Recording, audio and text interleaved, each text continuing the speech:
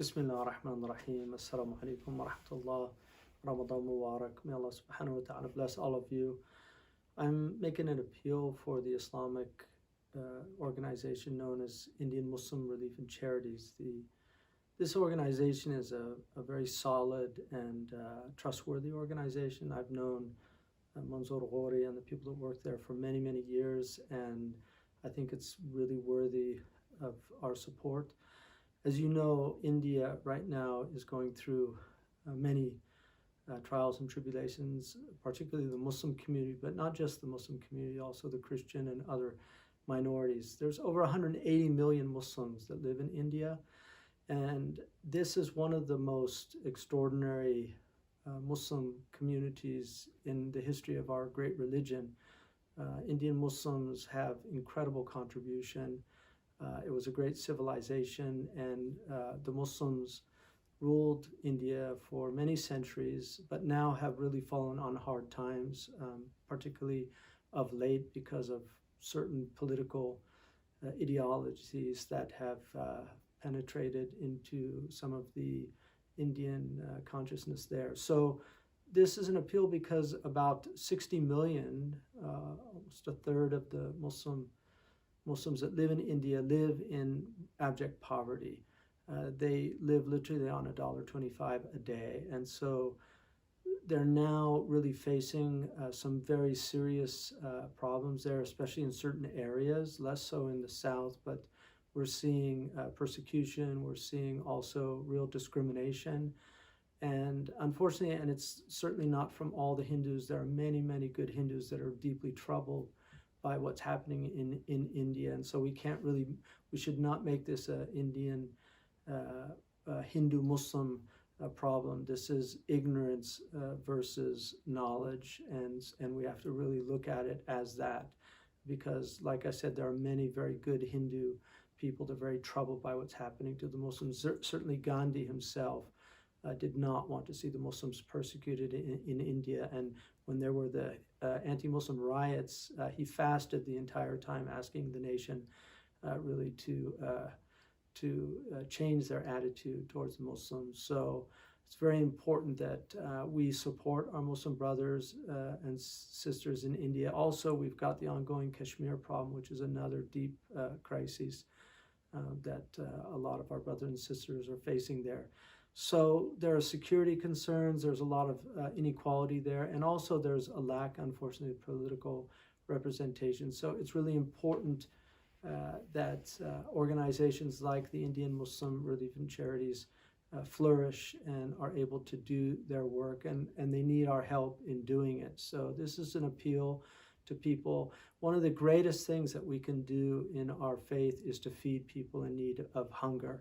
Allah subhanahu wa ta'ala says in the Quran about the it'am al-ta'am that one of the reasons why we should worship Allah is because He at'amana min ju'in wa amana min khawf, that He has given us what we need. At'amahum min ju'in wa amanahum min khawf, that He gave them the food that they needed and the security that they needed. So those are reasons to worship Allah. So when people don't have food, I mean, this is the most basic fundamental need, is the security and then the basic sustenance.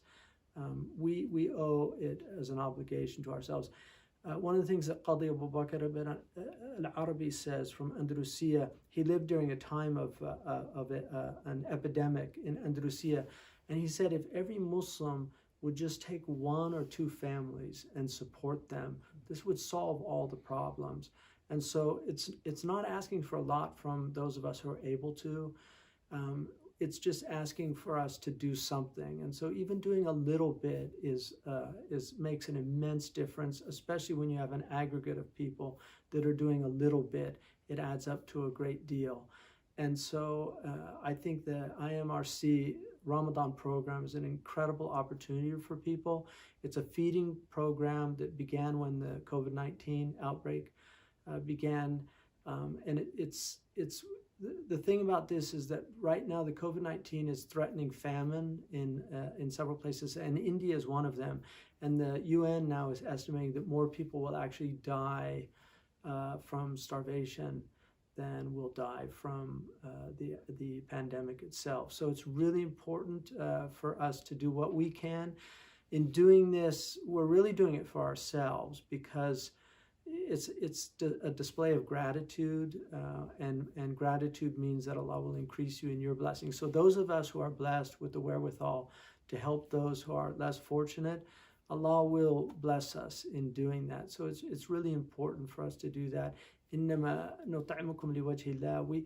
The Quran reminds us that the people of Allah say, we feed you for the sake of God. لَا نُرِيدُ مِنْكُمْ جَزَاءً وَلَا شُكُورًا. We don't want any reward and any thanks for doing this. These are people in tribulation. There, but for the grace of God, go us. I mean,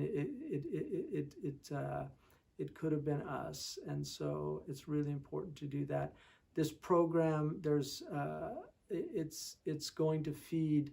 They want to feed over 100,000 warm meals have already been delivered, and now they want to feed up to 10 million people. So this is a very ambitious program, and inshallah they can accomplish that. So they've already distributed 6 million meals to 40,000 families, and so hopefully we can do what we can to help them to help others. And it's a great blessing that we have people working like those at the Indian Muslim Relief and Charities to do this work. So may Allah subhanahu wa ta'ala bless all of you, and inshallah may Allah open your hearts and your pockets to help this organization that's doing amazing work. You can do this as sadaqah, which is a burhan, it's a proof of our faith, or you can do it as zakat, and also zakat al-fitr, which according to the Hanafi madhab, which is the dominant madhab in many parts of India, you can give your zakat al-fitr with cash. And so I think this is an excellent opportunity for us to help the organization. So may Allah reward all of you for doing that, and may He also bring ease to the people in India, irrespective of their religions, but certainly our brothers and sisters amongst the Muslims. Jazakumullah khairan wa assalamu alaikum wa rahmatullahi wa barakatuh.